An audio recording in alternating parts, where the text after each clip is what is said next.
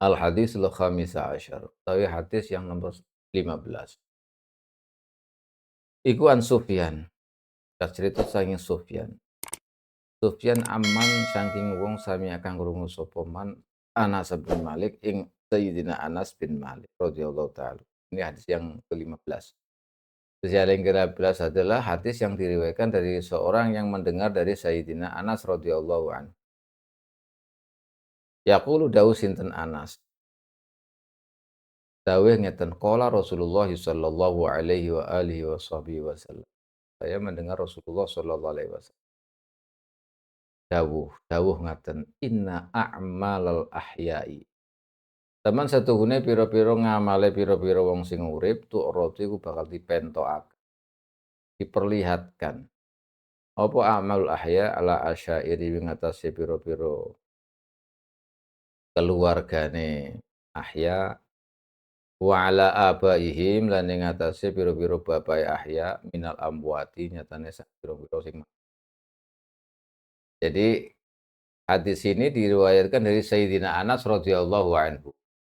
Kata Sayyidina Anas, Rasulullah shallallahu alaihi wasallam bersabda, sesungguhnya amal-amal orang-orang yang hidup itu nanti akan diperlihatkan kepada keluarganya, kepada bapak-bapaknya yang sudah meninggal dunia.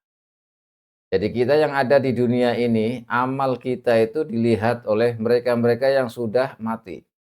Mereka-mereka yang telah mendahului kita di alam kubur. Mereka sejatinya mengetahui apa yang kita lakukan di dunia ini. Wa in kana khairon mongko lamun ko ana apa amal iku bagus. Hamidu mongko padha muji sapa al amwat minal aba wal asyair.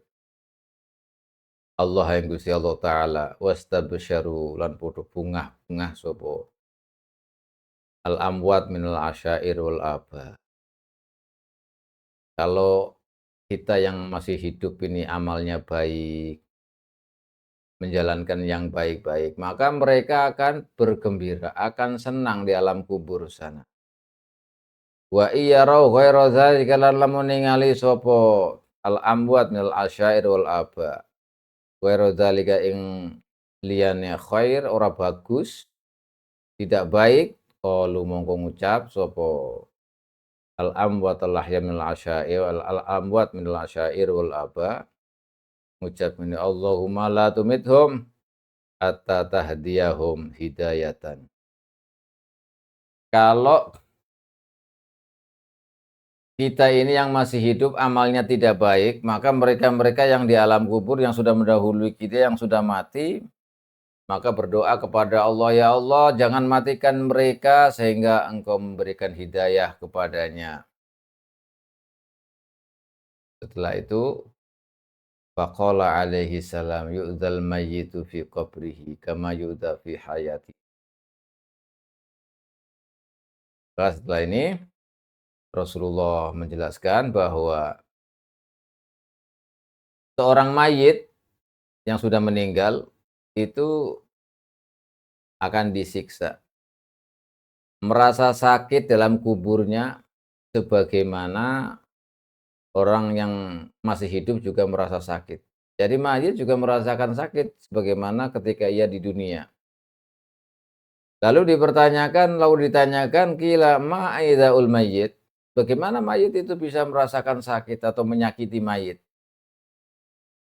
Maka beliau menjawab, innal mayyit la yudnibu dzamban wa la yatanaza'u wa la yukhasimu ahadan. Kalau mayit itu tidak berbuat dosa, enggak melakukan dosa. Bagaimana bisa mayit itu merasakan sakit? Sedangkan mayit itu tidak melakukan dosa. Wala yatanaza'u wa la yukhasimu ahadan. Tidak menyakiti dan tidak bersulayan, tidak bermusuhan atau tidak memusuhi siapapun yang ada di dunia ini karena sudah meninggal dunia. Tetangga juga tidak bisa, Mayit itu tidak berbuat apa, tidak bisa berbuat, maksudnya tidak bisa menyakiti tetangga, bisa menyakiti musuhi siapa, karena dunianya sudah lain. Tetapi kata beliau, "Innaka in naza'ta ahadan la budda an yashtimaka." Tetapi ketahuilah bahwa ketika Anda atau engkau itu memusuhi seseorang, maka mau tidak mau orang itu akan memusuhi engkau, akan memusuhimu dan memusuhi keluargamu. Nah, saat itulah maka atau memusuhi kedua orang tuamu, maka saat itulah orang tua itu merasa atau terasa tersakiti ketika disakiti oleh orang yang bersulayan denganmu. Nah, makanya ini, amal kita ini dilihat oleh orang-orang yang meninggal dunia. Bapak kita, ibu kita meninggal, melihat apa yang kita lakukan di dunia dan bahkan merasakan sakit seperti mereka itu merasakan sakit ketika masih di dunia, belum meninggal. Kita tahu bahwa mayit itu tidak bisa memusuhi seseorang, tidak bisa menyakiti tetangganya atau temannya, tidak bisa. Tetapi kalau misalnya kita ini menyakiti seseorang atau bertengkar dengan seseorang, maka seseorang itu bisa-bisa memusuhi atau mencaci kita dan mencaci kedua orang tua kita. Nah, kalau begitu itulah orang tua kita itu akan merasa sakit dari kita ada permusuhan dengan yang lain. Biasanya itu kalau kalau bertengkar itu sampai, "Ini anaknya siapa? Kamu dasar keturunannya ini, loh, kan bapaknya begini, jadinya begini." Merembet, nular kemana mana yang disebut bapaknya, keturunannya, semuanya. Maka mereka merasa tersakiti dalam ulah yang seperti itu. Wa kadzalika lan kaya mengkono yudayan idza. Begitu juga yafrahani indal ihsani fi haqqihima.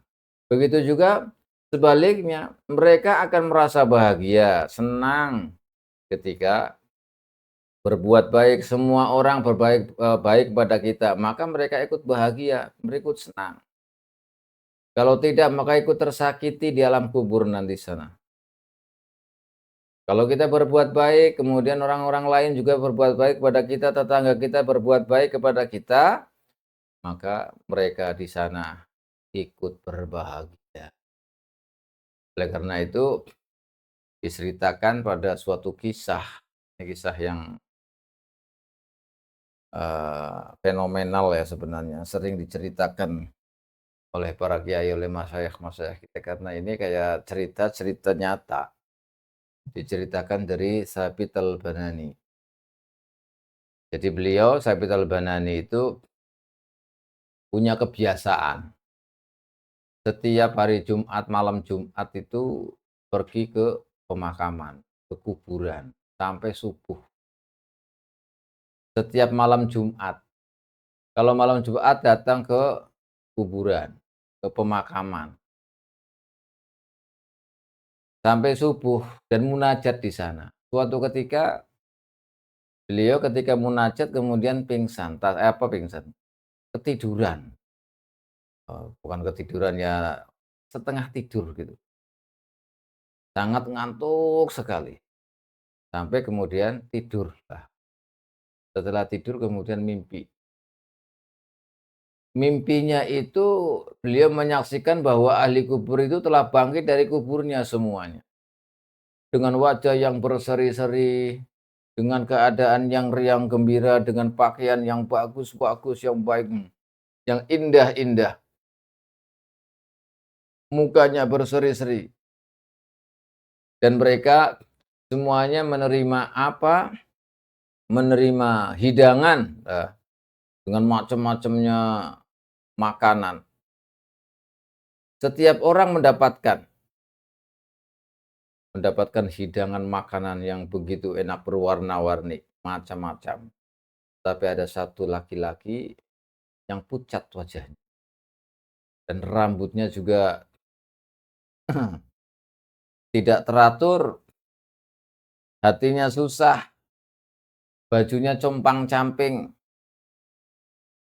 dan mukanya, kepalanya juga tidak diangkat, menangis, pokoknya susah. Wah, orang sangat-sangat susah. Tidak seperti yang lain. Dia tidak mendapatkan hidangan dari makanan-makanan sebagaimana yang lain. Setelah itu kemudian ahli kubur ini kembali kepada kuburnya masing-masing. Ketika kembali kepada kuburnya masing-masing dengan riang gembira, senang begitu. Sedangkan seorang laki-laki itu tadi pulang ke kuburnya dalam keadaan ajis, putus asa, setah, gelisah. Maka yang bercerita ini Sabit Al-Banani bertanya kepada seorang laki-laki, "Ya fata man anta baina haula?" Engkau ini siapa?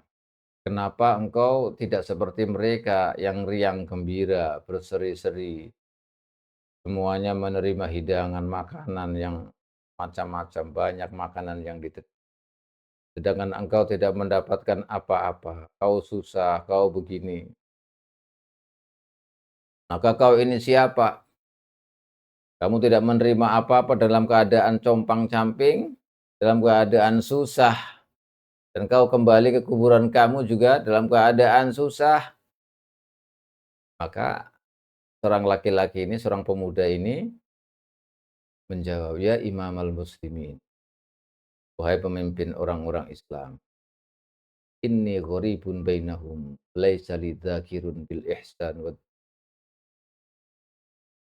Kata seorang pemuda ini, "Wahai Imamul Mukminin, saya ini asing di antara mereka. Karena saya tidak punya siapa-siapa, tidak ada orang yang mengingatku dengan kebaikan. Tidak ada siapa-siapa, saya tidak punya siapa-siapa yang bisa mengingatku dengan kebaikan sehingga saya mendapatkan kiriman atau hidangan yang seperti mereka-mereka. Kalau mereka itu punya anak-anak, punya kerabat, semuanya mengingatnya, ingat kepada mereka itu dengan memberikan doa, dengan berdoa, mendoakannya dan berbuat baik untuknya, untuk sedekah, bahkan Jumat, setiap malam Jumat mereka bersedekah, berzikir, kirim doa. Nah, itulah yang mereka terima. Kebaikan-kebaikan itu yang mereka terima kiriman dari dunia, yaitu dari keluarganya, dari anaknya. Pahala-pahala sedekah, pahala-pahala kebaikannya itu dikirimkan kepada mereka sehingga mereka itu menerimanya. Sedangkan saya itu seorang laki-laki yang pengen sekali haji. Saat itu saya haji, mau berangkat haji, saya punya ibu. Saya punya ibu. Setelah saya pengen haji bersama ibu itu, kemudian kami berdua ini ingin haji, lalu pada suatu tempat ketika memasuki kota ini, saya memasuki kota ini, subhanallah, qadarullah, saya diambil atau dipanggil oleh Allah alias meninggal dunia. Saya meninggal dunia di satu kota ketika kita sedang hendak mau menunaikan haji dengan ibu saya. Karena saya meninggal kemudian ibu saya memakamkan saya di sini, di pemakaman ini. Dan ibu saya kemudian nikah, nikah dengan pria yang lain yang dengan orang lain lah, menikah. Setelah menikah, beliau ini melupakan saya, tidak ingat saya, tidak mengingatnya sudah. Apakah dengan doa atau sodako? Tidak, tidak. Dan saat itu saya ayis, magmum, saya putus asa, saya gelisah, saya susah setiap waktu. Oh begitu kata Sabit Al-Banani. Maka siapa ibumu? Wahai fata akhbirni an maudi walidatik. Di mana ibumu sekarang? Katakan kepada saya. Lalu diceritakan, dikabarkan. Oh ibu saya di sini, di sini. Disebutkan semuanya oleh seorang laki-laki tadi. Ibu saya tempatnya di sini, namanya ini. Bahkan seorang pemuda ini menjelaskan, ya Imam al-Muslimin, ya fi mahallati kadza wa fi dari kadza. Di sini dan di sini. Dijelaskan semuanya alamatnya. Maka katakan kepada beliau, kepada ibu saya. Kalau beliau ibu saya itu tidak percaya kepadamu, maka katakanlah kepada ibu saya bahwa di kantong itu ada misqalu minal fiddah. Katakan kalau kabarkan kepada ibuku bahwa saya keadaannya begini-begini di alam kubur. Dan kalau beliau tidak percaya, maka katakan kepada beliau, itu di kantong ini ada satu misqal dari perak, itu dari warisan bapaknya, dari bapakku. Dan itu adalah hak atau milikku, milik anak yang yang meninggal itu. Kalau kau katakan seperti itu, pasti dia akan percaya kepadamu. Dan itu sebagai alamat tanda-tanda bahwa apa harta yang dimiliki yang berada sama ibunya itu adalah milik dia. Setelah itu Thabit Al-Banani itu mencari mencari ibunya. Ternyata ketemu. Setelah ketemu kemudian dikabarkan semua, diceritakan bagaimana keadaan anaknya di alam kubur. Dan bahkan bercerita tentang kantong dari miskol satu miskol perak itu yang ada di kantong itu.